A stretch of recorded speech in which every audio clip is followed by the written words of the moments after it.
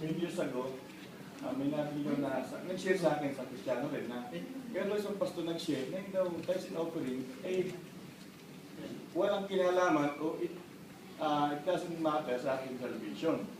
Wala daw ito kinalaman sa ating kaligtasan. So, kung babasa natin yung Biblia, alam ko tayo mababasa na pag kayo nabigyan ng tithes, tayo maligtas, di ba? Di ba sabi doon, kung kayo maniwala ng Kristo, maligtas ka. Pero sabi niya, may gusto lang i-share ito. Tanda yung tanong ko sabi doon, isang pastor, yung daw ating pagbigay ng tithes, ay walang kinalaman sa ating salvation. Amen? Be with me, mga kapatid. So, tayo pa natin sabay-sabay.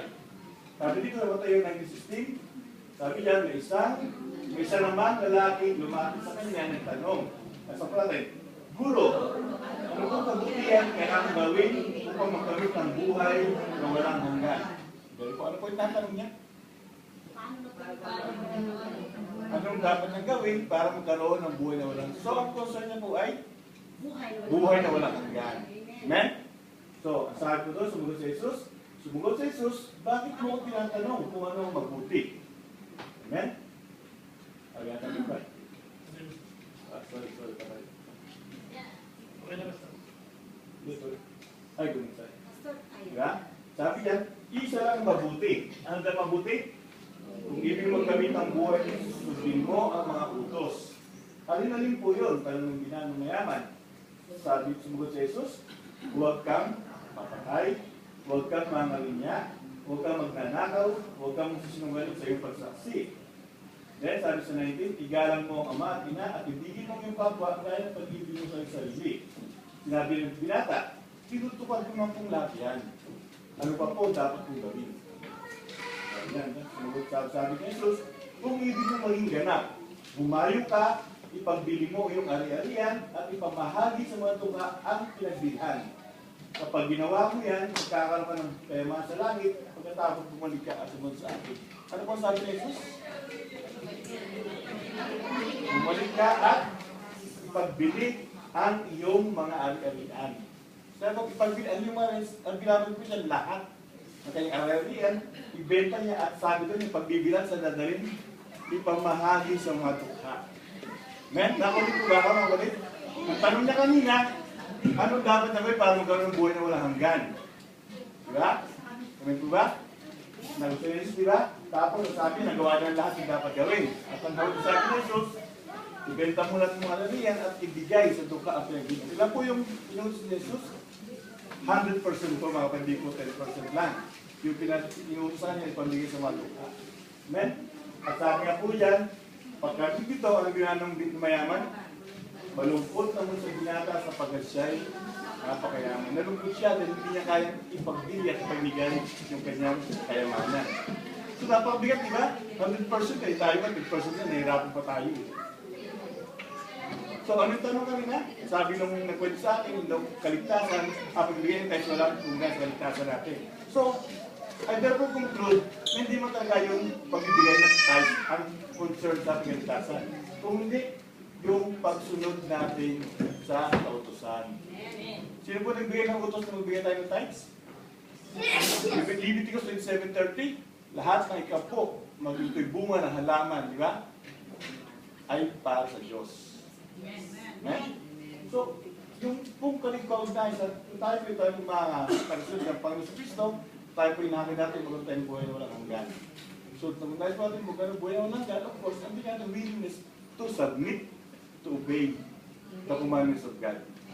Amen? Hindi naman po 100% hindi sa ating Lord eh. Dito po, tinestingan po yung mayamang binata kung talagang kaya niya sumunod sa Panginoon sa Kristo.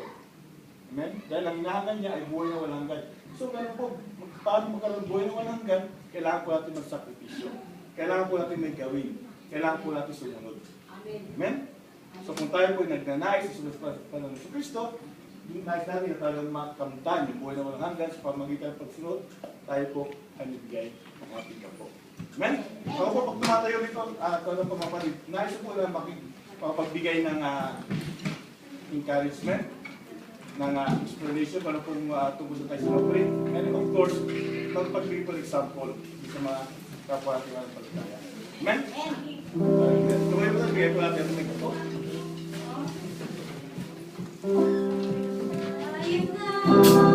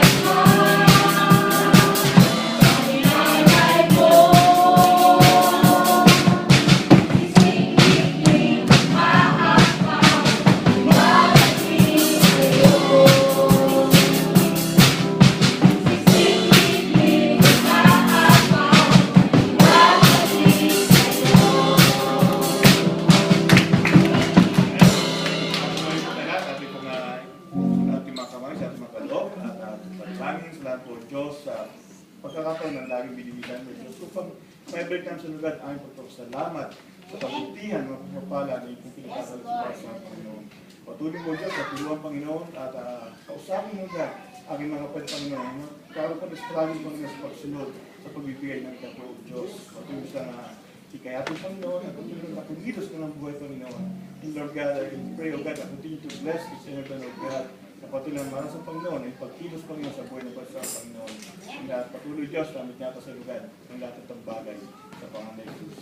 Amen.